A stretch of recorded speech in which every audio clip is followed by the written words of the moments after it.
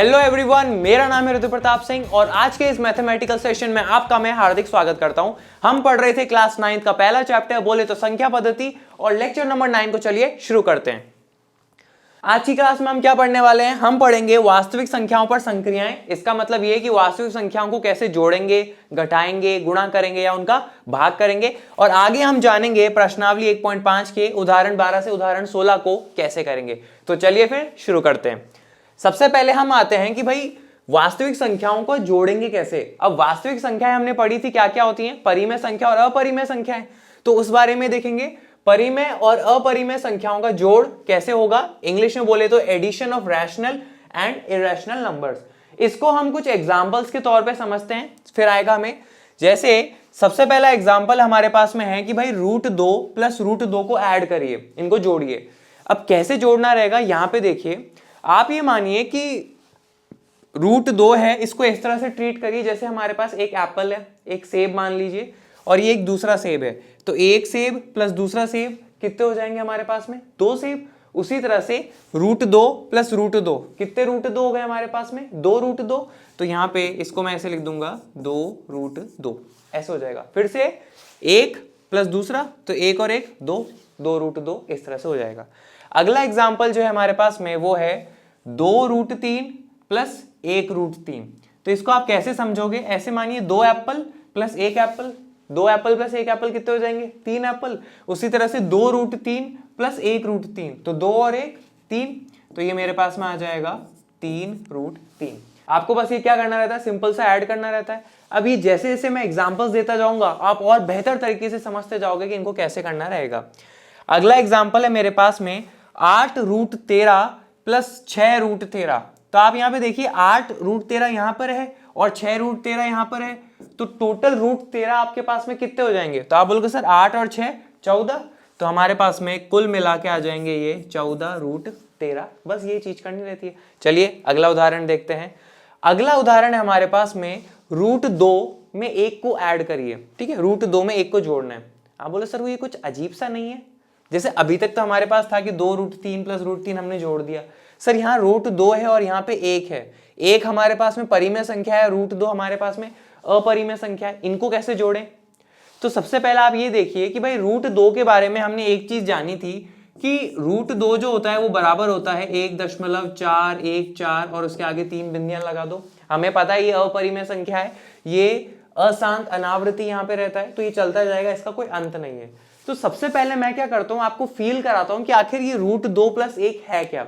तो ये मैंने √2 आपके पास में यहाँ पे लिख दिया। ठीक है सर, अब इसमें 1 जोड़ना है तो देखो कैसे करेंगे। आप सिंपल सा करिए 1.414 और उसमें 1 जोड़ेंगे तो ये लिख लीजिए 1। अब 1 के बाद में हमें दशमलव नहीं दिख रहा है तो हम कहाँ मानते हैं? जस्ट उसके बाद में मान लेते हैं। तो यहाँ पे भी मैंने ये चीज मान ली। आप बोलोगे सर दशमलव के बाद यहाँ तो कुछ लिखा ही नहीं है। जब कुछ लिखा हुआ नहीं होता तो हम वहां पे 0 मान लिया करते हैं। ठीक है सर, तो ये 0 0 हो जाएगा। अब 4 में 0 जोड़ो 4 आ जाएगा, 1 में 0 जोड़ो तो 1 आ जाएगा, 4 में 0 जोड़ो तो 4 आ जाएगा, दशमलव के नीचे दशमलव आ जाएगा, 1 और 1 2 आ जाएगा। और चूंकि हमारे पास में ये अपरिमेय संख्या थी तो इसके आगे हमने भी यहाँ पे 3 बिंदियां लगा दी। इसका मतलब ये कि √2 में जब 1 जोड़ते हैं तो ऐसे में फाइनल आंसर जो हमारे पास में रहता है वो है 2.414 एंड सो ऑन। ये चीज चलती जाती है। ठीक है, ये होता है। तो आप यहाँ पे देखिए कि जब एक अपरिमेय संख्या और एक परिमेय संख्या को जोड़ रहे हैं तो एट द एंड हमारे पास जो रिजल्ट आ रहा है वो कैसा है? अपरिमेय संख्या हो जाता है। इसका मतलब ये कि √2 प्लस 1 को आप कैसी संख्या बोलोगे? सर ये एक अपरिमेय संख्या हो जाती है। यहां तक समझ आया होगा। अब हमें जो है ये ऐड करके दिखाने की जरूरत नहीं होती है कभी भी। मैं तो बस आपको ये फील कराना चाहा है कि आखिर √2 प्लस 1 होता क्या है। तो √2 प्लस 1 हमारे पास में एक अपरिमेय संख्या होती है। मेन आपके पास जो सवाल आएगा वो ये कि √2 प्लस 1 परिमेय संख्या है या फिर एक अपरिमेय संख्या है। आप बोलोगे सर यहां से हमने फील कर लिया कि जब भी अपरिमेय संख्या और परिमेय संख्या को जोड़ते हैं तो इस तरह से हमारे पास में अपरिमेय संख्या आता है। एज सिंपल एज दैट, ये चीज रहती है। चलिए मैं आपको एक और उदाहरण देता हूं, वो है √3 प्लस 4। तो सबसे पहले हम यहाँ पे देखेंगे √3 हमारे पास में कैसा है? एक अपरिमेय संख्या है। 4 हमारे पास में कैसा है? एक परिमेय संख्या है। तो वहां से हमने सीखा था कि जब परिमेय संख्या और अपरिमेय संख्या को जोड़ते हैं तो ऐसे में ओवरऑल अपरिमेय संख्या ही आता है। तो बस इतना ही सवाल आएगा कि ये परिमेय है या अपरिमेय। आप बोलोगे सर अपरिमेय, सिंपल। लेकिन अभी अपन शुरू में पढ़ रहे हैं तो इस चीज को थोड़ा सा आपको फील करा सकूं, उसके लिए मैं आपको करके दिखाता हूं कि भाई √3 जो है हमारे पास में वो होता है जैसे 1.732 और आगे हमने क्या लगाया, 3 बिंदियां लगा दी। इसका मतलब ये कि ये चीज जो है अनंत तक चलती जाएगी। अब इसमें 4 हमें जोड़ना है, ठीक है। अब 4 को कहां लिखें, तो देखो एक चीज रूल हमेशा ध्यान रखो कि दशमलव के नीचे दशमलव आना चाहिए। आप बोलोगे सर 4 में तो दशमलव दिख नहीं रहा, तो जहां पे दशमलव हमें दिखता नहीं है उसके जस्ट बाद हम मान लेते हैं। तो यहाँ पे आ जाएगा 4 दशमलव। सर दशमलव के बाद कुछ है नहीं, तो जब कुछ नहीं होता तो वहां पे 0 मान लेते हैं और इन दोनों को जोड़ लेते हैं। 2 और 0 2 आ जाएगा, 3 और 0 3 आ जाएगा, 7 और 0 7 आ जाएगा, दशमलव के नीचे दशमलव आ जाएगा, 4 में 1 जोड़ा तो हमारे पास में 5 आ जाएगा। तो फाइनल आंसर जो है वो क्या हो जाएगा, 5.732 और ये जो है हमारे पास में अनंत तक चलता जाएगा। तो ओवरऑल आप यहाँ पे देखिए कि √3 + 4 जब करा तो हमारे पास में ये आया एक अपरिमेय संख्या। इसका मतलब ये कि जब भी हम एक परिमेय और अपरिमेय संख्या को जोड़ते हैं तो ऐसे में हमारे पास में एक अपरिमेय संख्या आती है। फिर से बोल रहा हूं, ऐसे जोड़ने के लिए आपको कभी नहीं कहा जाएगा, तो आप बिल्कुल मस्त रहिए। बस मैंने यहाँ पे आपको फील कराने के लिए कैलकुलेशन करके दिखाई है। तो मुझे उम्मीद है आपको ये चीज समझ में आई होगी। तो चलिए फिर आगे बढ़ते हैं। जैसे हमने एडिशन करा, अब हम क्या सीखेंगे, सब्ट्रैक्शन के बारे में सीखेंगे, यानी कि घटाना सीखेंगे। तो परिमेय और अपरिमेय संख्याओं का घटाना कैसे होता है, तो चलो करके दिखाते हैं। सबसे पहला जो उदाहरण है हमारे पास में, चलिए उसको देखते हैं। तो सबसे पहला उदाहरण है हमारे पास में 3√2 - √2। तो इस चीज को आप कैसे सॉल्व करेंगे, यहां पे देखिए, यहां पे आपके पास में कितने √2 हैं, 3 √2 है, और उसमें से कितने √2 माइनस करने, 1।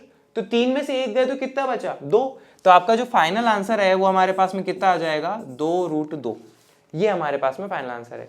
चलिए अगला करके देखते हैं। वो है हमारे पास में 4√3 - 6√3। इसको कैसे करेंगे, तो यहाँ पे सबसे पहले इसको समझे, उससे पहले एक छोटा एग्जाम्पल जो अपन हमेशा समझते हैं वो है, जैसे मैं आपके सामने लिखता हूँ 4 में से 6 गए तो कितना बचा। आप बोलोगे सर 4 में से 6 गए तो माइनस का 2 बचेगा, कैसे आएगा, 4 में से 6 गए 2 बचा, और साइन जो है बड़े वाले का आ जाएगा, बड़े वाले का साइन क्या है, माइनस, तो यहाँ पे भी आ जाएगा माइनस। उसी तरह से यहाँ देखो 4√3 है, उसमें से 6√3 गए तो कितना बचा, आप बोलोगे सर यहाँ पे माइनस का 2√3 बचेगा। ये चीज हमारे पास में रहती है। तो चलिए फिर अगले उदाहरण पे आते हैं। अगला उदाहरण है हमारे पास में √5, उसमें से √5 गया। जैसे एक एप्पल है और वो एक एप्पल वापस ले लिया, तो कितना बचा, नील बटा सन्नाटा, यानी कि 0। तो यहां पर आप बोलोगे सर √5 है और उसमें एक √5 है और उसमें से एक √5 माइनस कर दोगे तो सर दोनों कैंसिल हो जाएंगे, और ओवरऑल जो आंसर आएगा हमारे पास में वो कितना आ जाएगा, 0 आ जाएगा। ये चीज रहती है। चलिए फिर अगले उदाहरण पे आते हैं। अगला उदाहरण है हमारे पास में √5 - 1। सबसे पहली जो बात आपसे पूछी जाएगी ना कि √5 - 1 आपके पास में परिमेय है या अपरिमेय संख्या। तो जैसे अभी हमने पिछले वाले सेक्शन में देखा, एडिशन वाले पार्ट में, वहां पर जब हम परिमेय संख्या और अपरिमेय संख्या को जोड़ रहे तो अपरिमेय मिल रहा था। उसी तरह से √5 में से माइनस करोगे 1 तो ये भी एक अपरिमेय संख्या है। अब इस चीज को आप थोड़ा बेहतर फील कर सको, उसके लिए मैं आपको थोड़ी कैलकुलेशन करके दिखाता हूं। तो चलो देखते हैं कैसे। देखो √5 जो होता है वो हमारे पास में होता है 2.236 और आगे लगा दीजिए 3 बिंदियां, जो कि ये बता रहा है कि ये अनंत तक चलता जाएगा, ठीक है, अशांत अनावृत्ति होता है। अब उसमें से हमें -1 करना है, तो देखो कर देते हैं। ये हो गया -1, दशमलव के नीचे दशमलव, यहाँ पे कुछ नहीं है तो हमने लगा दिया 0। 6 में से 0 गए तो 6 बचे, 3 में से 0 गया 3 बचा, 2 में से 0 गया तो 2 बचा, दशमलव के नीचे दशमलव आ जाएगा, 2 में से 1 गया तो 1 बचेगा, और यहाँ पे 3 बिंदियां हैं। तो √5 में से जब 1 को माइनस करोगे तो फाइनल आंसर जो आपके पास में आएगा वो है 1.236 और ये अशांत अनावृत्ति रहेगा। तो ऐसे में आप यहाँ पे क्या देख रहे हो कि √5 में से 1 गया तो उसका आंसर कैसा है, उसका आंसर है एक अपरिमेय संख्या। ये चीज अपने पास में रहती है। तो जब भी ऐसा है √5 - 1 कैसा है, आप बोलोगे सर अपरिमेय संख्या है। ऐसी कैलकुलेशन करने को आपको नहीं आएगी, बस आपको फील कराने के लिए मैंने ये करके दिखाई है। तो चलिए फिर आगे बढ़ते हैं। अगला उदाहरण है हमारे पास में, वो है π-1। सर ये क्या लिख दिया, क्योंकि हमने ये तो पढ़ा है सर कि पाई एक अपरिमेय संख्या है, लेकिन उसमें से -1 करना है। तो मेन क्वेश्चन जो आपके पास आएगा वो ये बोलेगा कि पाई -1 परिमेय संख्या है अपरिमेय। तो हमने अभी अभी देखा बार बार कि जब हम एक अपरिमेय से परिमेय घटाते हैं तो ऐसे में हमारे पास में क्या आ जाता है, एक अपरिमेय संख्या आ जाती है। तो उसी लॉजिक को हम फॉलो करेंगे कि पाए हमारे पास में एक अपरिमेय संख्या है, उसमें से एक माइनस करोगे तो सर ये ओवरऑल जो है हमारे पास में एक अपरिमेय संख्या हो जाएगी। लेकिन इसको एक फील करने के लिए मैं आपको थोड़ा सा कैलकुलेशन करके दिखाता हूं। तो चलिए देखते हैं। सर हमने पढ़ा था कि पाए का जो वैल्यू होता है वो होता है 3.14 और ये जो है ऐसे चलता जाता है, ये चीज होती है। इसमें से हमें एक माइनस करना है, तो ठीक है सर कर देते हैं। ये चीज हो गई, 4 में से 0 गए तो 4 बचा, 1 में से 0 गया तो 1 बचा, दशमलव के नीचे दशमलव लगा दो, 3 में से 1 गया तो कितना बचा, 2, और यहाँ पे आ जाएगी हमारे पास में ये। तो पाए में से जब 1 चला जाएगा तो ओवरऑल जो फाइनल आंसर आएगा वो आएगा 2.14 और ये अशांत अनावृत्ति रहेगी। आप बोलोगे सर ये अशांत अनावृत्ति दिखाने के लिए आपने सभी जगह दशमलव के बाद में 2 अंक या 3 अंक के लिए। अरे तो भाई हमें सिर्फ अपनी कैलकुलेशन ईजी रखनी है, कोई डिफिकल्ट थोड़ा ना करनी 20-20 लिख के। मुझे पता है कि यहाँ पे बहुत सारे अंक होने वाले हैं, लेकिन अपन को उसे फील करना है ना, तो 2-3 करके भी तो दिखा सकते हैं, तो ताकि आपके लिए सिंपल रहे, ये चीज रहती है। तो मुझे उम्मीद है आपको ये सारी चीजें समझ में आई होगी। तो चलिए फिर आगे बढ़ते हैं। तो हमने क्या सीखा, जोड़ना सीखा, हमने घटाना सीखा। अब हम अगला सीखेंगे कि परिमेय और अपरिमेय संख्याओं को हम गुणा कैसे करेंगे। तो चलिए फिर आ जाते हैं। परिमेय और अपरिमेय संख्याओं का गुणा बहुत ही आसान हो जाता है, ये भी हम उदाहरण से समझेंगे। सबसे पहला उदाहरण है आपके पास में कि √3 को √3 से गुना करें। अब इसको कैसे गुना करते हैं जरा यहाँ आके देखिए। आप सबसे पहले बोलोगे सर √3 को √3 से गुना करना है, ठीक है। तो यहाँ देखिए आप बोलोगे कि भाई ये भी जो है वर्गमूल के अंदर है 3, और ये 3 जो है ये भी वर्गमूल के अंदर है। तो ऐसे में मैं इनको इस तरह से लिख सकता हूँ, दोनों ही 3 वर्गमूल के अंदर लिख दिए, और सिंपल एज दैट।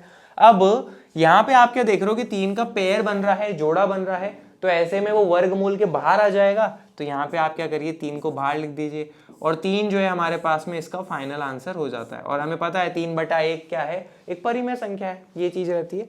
तो हमने यहाँ पे 2 अपरिमेय संख्याओं का गुणा देखा किस तरह से करते हैं। चलिए फिर अगले उदाहरण पे आते हैं। अगला उदाहरण है हमारे पास में, उसको देखते हैं। वो है 2√5 गुणा 3√5। सर इसको कैसे करें, तो चलो आपको करके दिखाता हूं। आप देखना, नजर देखो कैसे हम इस पे सॉल्व करने वाले हैं। आप यहाँ पे देखिए कि भाई परिमेय संख्याओं को एक साथ लिख लीजिए गुणा करने के लिए, और अपरिमेय को एक साथ लिख लीजिए। तो परिमेय क्या क्या है, 2 है, 3 है, तो 2 गुना 3 इनको लिख लिया, और अपरिमेय संख्याओं को साथ लिखिए। ये आ जाएगा पहला वाला हमारे पास में वर्गमूल 5, और ये दूसरा वाला आ जाएगा हमारे पास में क्या, वर्गमूल 5। ठीक है सर, 3 दूने हमारे पास में कितना हो जाएगा, 6, गुना की जगह आ जाएगा गुना। अब √5 को √5 से गुना करना है, दोनों ही वर्गमूल के अंदर है। तो हमने अभी अभी जैसे वहां पे एक वर्गमूल के अंदर लिख लिया, वैसे हम यहाँ लिख लेते हैं 5 गुना 5। यहाँ पर हमारे पास में 5 का जो है जोड़ा बन रहा है, पेयर बन रहा है, तो उसको बाहर ले आएंगे। तो ये आ जाएगा हमारे पास में 5, 6 पंजे कितना हो जाएगा, 30। तो ये हमारे पास में जो है फाइनल आंसर हो जाता है। तो ये चीज है, मुझे उम्मीद है आपको ये समझ में आया होगा। बहुत ही सिंपल रहता है, बस क्या करना है, हमें चीजों को ऑब्जर्व करना है कि कैसे मैं कैलकुलेशन कर रहा हूँ, बिल्कुल उसी तरह आप करते जाना है। चलिए अगले उदाहरण पे आते हैं। अगला उदाहरण है हमारे पास में, थोड़ा सा लंबा है पर ये भी बहुत सिंपल होने वाला है। आप हर बार क्या करिए भाई, परिमेय संख्याओं को एक साथ गुना कर लीजिए और अपरिमेय संख्याओं को एक साथ रख लीजिए, ताकि आपके लिए सिंपल हो जाए। और बाद में तो आप एक्सपर्ट हो ही जाओगे, तब तो देखते ही कर लोगे, कोई इश्यू नहीं है। शुरुआत की बात है, तो चलिए करते हैं। हम यहाँ पे बोलेंगे जैसे इसको गुना करना है, तो आप तो यहाँ देखो सबसे पहले 5, 2 और 3 इन सबको साथ में करके लिखो। तो आप बोलोगे सर 5 गुना 2 और यहाँ आ जाएगा गुना 3। फिर √7 इनको एक साथ लिख लो। ठीक है सर, ये लो लिख लिया। अब आगे क्या करेंगे, आगे देखो 5 दूनी हमारे पास में क्या हो जाएगा, 10 गुना 3 यहाँ पे लिखा ही है। अब ये सारे जो साथ है ये वर्गमूल में है, तो ये सब के सब हम साथ में लिख देंगे इस तरह से। ठीक है, आगे हो गया। 10 को 3 से गुना करा था, हमारे पास में आ जाएगा 30, गुना की जगह आ जाएगा गुना। अब यहाँ पे देखो कि 7 का एक जोड़ा बन रहा है, ठीक है, तो जो जोड़ा बन रहा है उसको बाहर लिया वर्गमूल के, तो सर लिया है, और अंदर अभी भी एक जो है 7 बचा हुआ है, तो उसको आप ऐसा कैसा लिख दो। अब आगे बढ़ो, हमारे पास में 30 को 7 से गुना करना है। तो देखो बहुत सिंपल है, कैसे करेंगे, 7 को 3 से गुना करो, 7 तिया 21। ठीक है, पीछे एक 0 है वो हमने लगा दिया, और गुना में हमारे पास में √7 है। तो ये जो है हमारे पास में क्या हो जाता है, इसका फाइनल आंसर हो जाता है। तो इस तरह से जो है हम यहाँ पे गुणा करते हैं परिमेय और अपरिमेय संख्या का। तो ये चीज आपके पास में रहती है। तो चलिए फिर आगे बढ़ते हैं। आगे है हमारे पास में परिमेय और अपरिमेय संख्याओं का भाग कैसे करेंगे, यानी कि डिवीजन कैसे करेंगे। तो जैसे हमने एडिशन सीखा, जोड़ना सीखा, फिर हमने घटाना सीखा, फिर हमने गुणा करना सीखा, उसी तरह से बहुत सिंपल रहने वाला भाग करना भी। तो चलो सीखते हैं। सबसे पहला उदाहरण है हमारे पास में 3√5/6। इसका भाग करना है। तो कैसे करेंगे, देखो बहुत सिंपल है। आप यहाँ पे देखिए सर, 3 एकम 3 होता है एक बारी पे, और 3 दूनी हमारे पास में क्या हो जाता है 6, ये चीज हो जाएगा। अब ऊपर हमारे पास में आ जाएगा √5 और बटे में 2, बस इतना ही। बस आपको यहाँ पे इतना ही करना रहेगा और ज्यादा कुछ करना ही नहीं है। तो और उदाहरण देता हूं ताकि आप बहुत बेहतर तरीके से समझो। अगला उदाहरण है हमारे पास में 6√7 बटे में 2√7। इसको कैसे करेंगे, तो देखो बहुत सिंपल है। आपको यहाँ पे साफ दिख रहा है कि ऊपर भी √7 है, नीचे भी √7 है, करो कैंसिल, हो गया। फिर हम आते हैं यहाँ पे आ जाएगा, देखो ऊपर 6 बचा था, 6 का 6 लिख दिया, और नीचे 2 बचा था, 2 का 2 लिख दिया। ये चीज तो हम बचपन से करते आ रहे हैं। क्या रहता है, 2 तिया 6, तो ये आ जाएगा हमारे पास में 3, इसका फाइनल आंसर। बस इतना सा ही करना रहता है। अगले उदाहरण पे बढ़ते हैं। हमारे पास में वो है वर्गमूल 8 बटे में वर्गमूल 2। इसको कैसे सॉल्व करेंगे सर, ये करके दिखाओ, ये थोड़ा सा अलग लग रहा है। तो चलो सिखाता हूं आपको कैसे करना है। देखो सबसे पहले हम क्या करेंगे कि भाई 2 को तो हम ज्यादा सॉल्व नहीं कर सकते, 2 को तो 2 ही लिख सकते हैं, लेकिन 8 का हम क्या करते हैं, अभाज्य गुणनखंडन करते हैं पहले। तो चलो करके देखते हैं। तो 8 में सबसे पहले 2 का भाग दिया तो हमारे पास में आ जाएगा 4, फिर अगेन 2 का भाग दिया तो आ जाएगा हमारे पास में 2, और फिर से 2 का भाग दिया तो हमारे पास में आ जाएगा 1। तो 8 का जो अभाज्य गुणनखंडन है वो देखो इस तरह से हो सकता है। क्या 8 को मैं ऐसे लिख सकता हूँ, इसका मतलब 2 गुना 2 गुना 2, और नीचे हमारे पास में क्या है √2। अब यहाँ पे आप देखिए कि नीचे जो ये 2 है ये भी हमारे पास में वर्गमूल में है, और ऊपर जो ये सारे 2 हैं ये भी वर्गमूल में है। ठीक है, यहाँ पे 2 का जोड़ा बन रहा है, तो इस 2 को बाहर निकाल लीजिए, और अंदर अभी भी हमारे पास में जो है ये √2 बच रहा है। नीचे हमारे पास में √2 आ ही रहा है, तो आपको ऊपर नीचे सेम क्या दिख रहा है √2, तो हटा दो उसको कैंसिल। तो हमारे पास में जो फाइनल आंसर आएगा वो कितना हो जाएगा 2। इस तरह से हमारे पास में कैलकुलेशन रहती है सब डिवीजन की, भाग करने की, अपरिमेय संख्याएं और परिमेय संख्याओं की। तो मुझे उम्मीद है आपको ये समझ में आए होंगे। सिंपल से टॉपिक रहते हैं। तो चलिए फिर आगे बढ़ते हैं।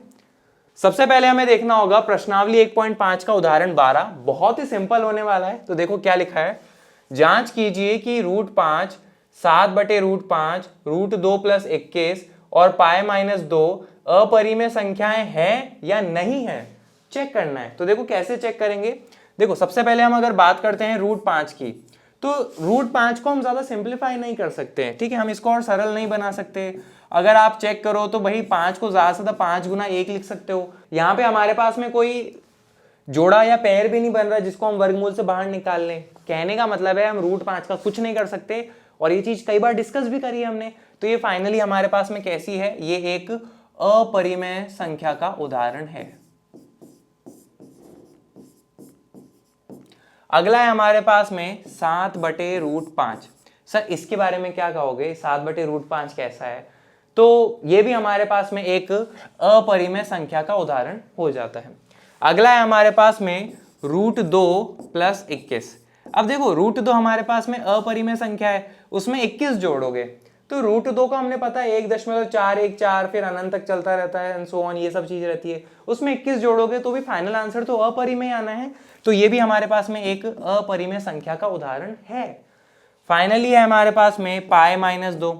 तो जैसे हमने π-1 का एग्जाम्पल देखा था कि भाई पाई एक अपरिमेय संख्या है, उसमें से 2 घटाओगे तो वो भी हमारे पास में एक अपरिमेय संख्या ही आएगी। ये चीज रहती है अपने पास। तो चलिए फिर आगे बढ़ते हैं। आगे हमारे पास में उदाहरण 13। उदाहरण 13 ये कहता है कि 2√2 + 5√3 और √2 - 3√3 को जोड़िए। तो चलो करते हैं, बहुत आसान होने वाला है। तो उसने जो बोला है सबसे पहले वो लिखो। देखो क्वेश्चन जो कहता है पहले उसको लिखो, फिर आगे के आगे देखेंगे। 2√2 + 5√3 इसको और इसको, √2 - 3√3 इनको जोड़ना है। तो चलो जोड़ते हैं। हम यहाँ पे इसको ऐसे लिख सकते हैं 2√3 + 5√3।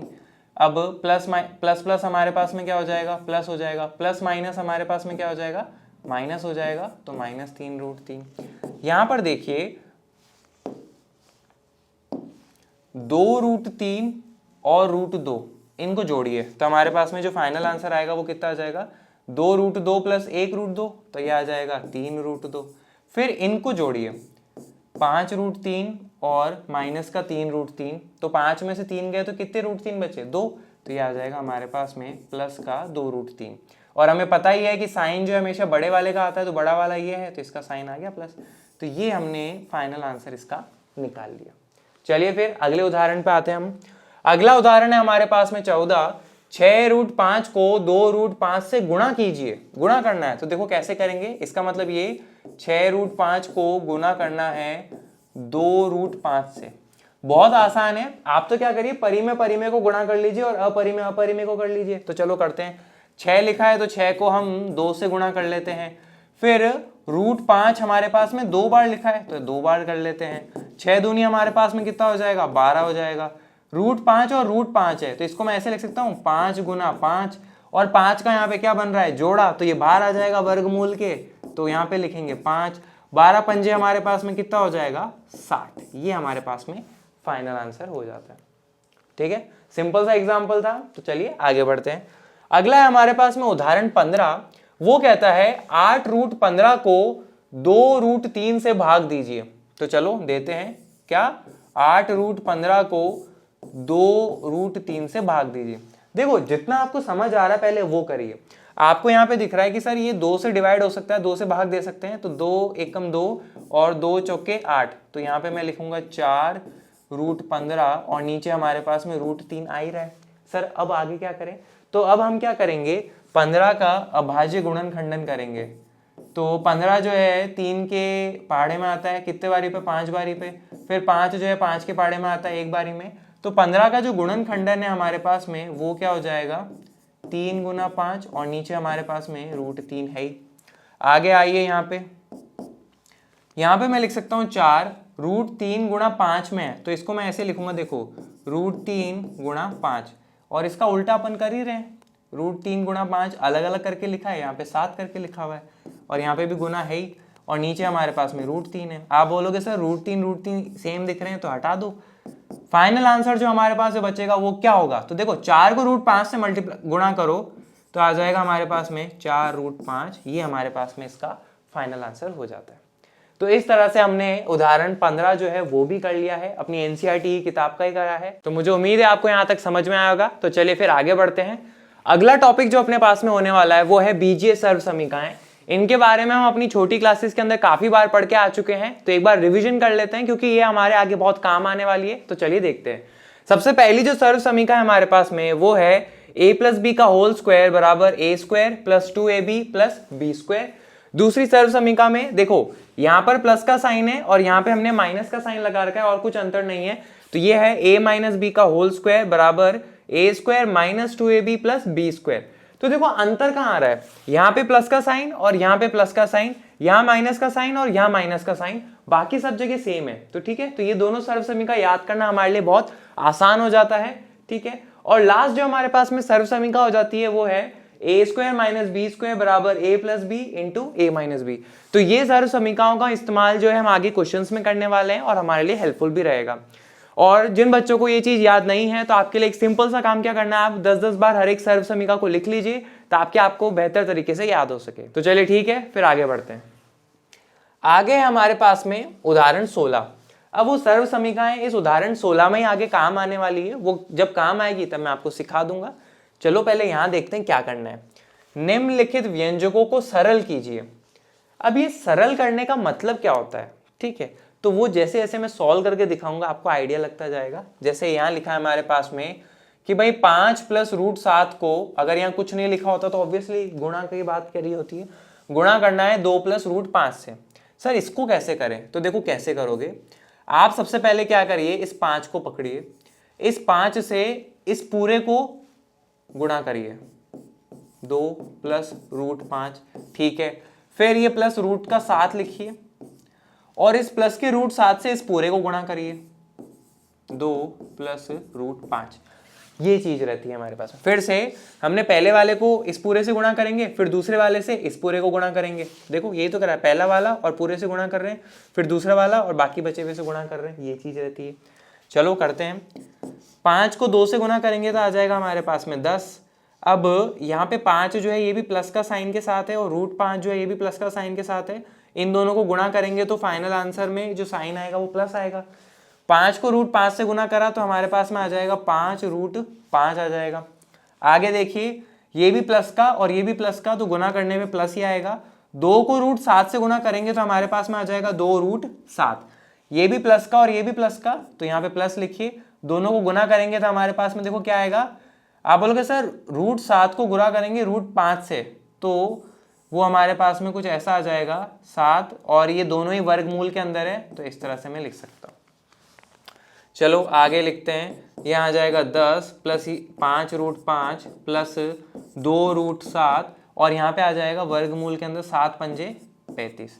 तो ये जो है हमारे पास में फाइनल आंसर हो जाता है इसका। तो ये होता है हमारे पास में सरल करना, कि भाई आपके पास में कुछ भी मल्टीप्लिकेशन में या डिवीजन में दिया हुआ होता है, उसको हमने क्या करा, जोड़ और घटाने के रूप में हम लिखा कर देते हैं, ये चीज रहती है। तो मुझे उम्मीद है आपको एग्जाम्पल समझ में आया होगा। तो इनको थोड़ा सा आप लिख लिख के प्रैक्टिस करिएगा ताकि आपको बेहतर तरीके से समझ में आए। चलो आगे आते हैं। आगे उदाहरण 16 का जो हमारे पास में सेकेंड पार्ट है वो करना है कि भाई 5 प्लस रूट 5 को गुणा करेंगे 5 माइनस रूट 5 से। ठीक है, तो बहुत ही सिंपल होने वाला है। तो यहाँ पे करेंगे, सर आप बोलोगे कि सबसे पहले हम क्या करते हैं, इस 5 से इस पूरे को गुणा कर लेते हैं। ठीक है सर, कर लिया। फिर ये जो बचा हुआ रूट 5 है इससे हम बाकियों को गुणा कर लेते हैं, ये चीज हमारे पास में हो जाती है। बहुत ही सिंपल है, 5 और 5 दोनों ही प्लस के हैं। अब इनको गुणा करेंगे, 5 पंजे आ जाएगा 25। ये प्लस का है और ये माइनस का है, तो ओवरऑल गुणा करने पे क्या आएगा, माइनस आएगा, क्योंकि प्लस और माइनस का मल्टीप्लाई करते हैं तो माइनस आता है। 5 को रूट 5 से गुणा करेंगे तो हमारे पास में आ जाएगा 5 रूट 5। अब प्लस का रूट 5 और प्लस के 5 से गुणा करना है, तो प्लस प्लस हमारे पास में प्लस आ जाएगा। 5 से रूट 5 को गुणा करा तो 5 रूट 5 आ जाएगा। ये प्लस का है और ये माइनस का है, तो ओवरऑल साइन क्या आएगा, मल्टीप्लाई करने पे माइनस आएगा। अब यहाँ पे हम क्या करेंगे, रूट 5 को 5 से गुणा करेंगे, और दोनों वर्गमूल के अंदर है तो मैंने उसके अंदर ही लिख दिया। ठीक है, आप यहाँ पे देखो कि ये है प्लस 5 रूट 5 और ये है माइनस 5 रूट 5, एकदम सेम है और अलग अलग साइन के हैं, तो हमने क्या करेंगे, इनको सीधा ही हम कैंसिल कर देंगे। तो ये आ जाएगा हमारे पास में 25, ये माइनस का माइनस और 5 का यहाँ पे जोड़ा बन रहा है पेयर, तो इसको बाहर निकाल लो, तो ये आ जाएगा हमारे पास में 5। 25 में से 5 गए तो कितना बचा, 20। तो ये जो है हमारे पास में इसका फाइनल आंसर हो जाता है। ठीक है, ये हुआ हमारे पास में एक तरीका इस क्वेश्चन को सॉल्व करने का। जो दूसरा तरीका है वो है सर्व समीका का इस्तेमाल करना। अब जरूरी थोड़ा है, अगर मैं आपको पहले बताया था कि सिर्फ सर्व समीका से कर लो काम हो जाएगा, पहले हम सिंपल तरीका तो देख लेते हैं। सर्व समीका भी हम कई बार इस्तेमाल करेंगे, पर यहाँ पे ये तरीका भी आपके सामने रहता है। अब हम इसके सेकंड मेथड से कैसे करेंगे वो जरा देखते हैं। देखो आपके पास लिखा है 5 प्लस रूट 5 को गुणा करना है 5 माइनस रूट 5 से। अब यहाँ पे हम सर्व समीका का इस्तेमाल करने वाले हैं, वो कैसी, देखो हम यहाँ पे इस्तेमाल करेंगे इसका कि भाई a प्लस बी गुणा a माइनस बी वो बराबर होता है a square minus b square के। ये हमारे पास में तीसरी सर्व समीका थी, इसका इस्तेमाल करेंगे। अब देखो इसका इस्तेमाल कैसे करेंगे, आप देखो सबसे पहले लिखा है a प्लस बी, तो यहाँ पे a की जगह मैं ले लेता हूँ 5 को, प्लस की जगह प्लस है ही, b की जगह ले लेता हूं मैं इस रूट 5 को, देखो इसको। अब इनटू, ये इनटू यहाँ पे है ही हमारे पास में a माइनस बी, तो a की जगह हमारे पास में हो जाएगा 5, माइनस की जगह माइनस है, और b की जगह हम क्या लिख देंगे, रूट 5। तो देखो आपको यहाँ पे ये सर्व समीका दिख रही है क्या, a प्लस बी गुणा a माइनस बी, तो बस a और b का मान पुट कर दो उसके अंदर और आपका काम हो जाएगा। तो चलिए करते हैं हम। यहाँ पे ये मैंने आपको सिर्फ लिख के दिखाया है आपके समझने के लिए। अपन तो क्या करेंगे, ये सर्व समीका यहाँ पे लिख दी और फाइनल आंसर पाएंगे कि देखो ये a प्लस बी है गुणा a माइनस बी, तो वो बराबर हो जाएगा a का मान का स्क्वायर माइनस b का मान का स्क्वायर। देखो ऐसे ही हमने लिखा है। अब यहाँ पे हमारे पास में, मैं भी इसको ऐसे लिख देता हूँ ब्रैकेट लगा के, यहाँ पर हमारे पास में a का मान क्या है, तो आप बोलोगे सर इससे कंपेयर जब करा तो a का मान हमारे पास में 5 है, तो वो लिख दिया, माइनस की जगह माइनस, b का मान हमारे पास में क्या है, आप बोलोगे सर b का मान हमारे पास में √5 है। ठीक है, आगे बढ़ते हैं। 5 की घात 2 हमारे पास में क्या हो जाएगा 25 माइनस √5 की घात 2, इसका मतलब ये कि √5 को 2 बार गुना करना है, तो चलो कर लेते हैं, बहुत ही आसान हो जाएगा हमारे पास में। √5 को गुना करेंगे 5 से तो हमारे पास में इस तरह से आ जाएगा। यहाँ पे 5 का क्या है, जोड़ा बन रहा है तो उसको बाहर निकाल लो, 25 में से 5 गए तो हमारे पास में फाइनल आंसर क्या आ जाएगा 20। तो आंसर तो सेम आना है और मैंने आपको यहाँ पे जो है दोनों मेथड सिखा दिए। अगर आपको कभी दिमाग से उड़ जाए सर्व समीकरण क्या थी, तो एटलीस्ट आप सॉल्व तो करके आओगे ना, ऐसा तो नहीं रहेगा ना। और सर्व समीकरण ध्यान है तो ऐसे भी कर लो वैसे भी कर लो, लेकिन अगर क्वेश्चन कह ही देता है कि भाई सर्व समीकरण का इस्तेमाल करके करो, तब तो आपके पास कोई चॉइस नहीं, आपको ये करना पड़ेगा। लेकिन अगर क्वेश्चन ऐसे ही कह रहा है तो आप फ्री हो, आपके जो मन में जचे वैसे करो। ठीक है, इसके हम आते हैं तीसरे उदाहरण पे। वो है हमारे पास में √3 + √7 का होल स्क्वायर, ये हमें निकालना है। कुछ सुना सुना सा लग रहा है क्या होल स्क्वायर? आप बोलोगे सर यहाँ पे हमने जो पहली वाली सर्व समीकरण पढ़ी थी हमें तो वो दिमाग में खनक रही है। पहली वाली सर्व समीकरण हमने पढ़ी थी कुछ ऐसी, वो थी हमारे पास में ये कि भाई a + b का होल स्क्वायर वो बराबर होता है a² + 2ab + b², ये हमारे पास में रहता है। और सर यहाँ पे देखो ऐसा ही लग रहा है a + b का होल स्क्वायर a + b का होल स्क्वायर, तो यहाँ पे आप ये देखो कि a और b का मान क्या है।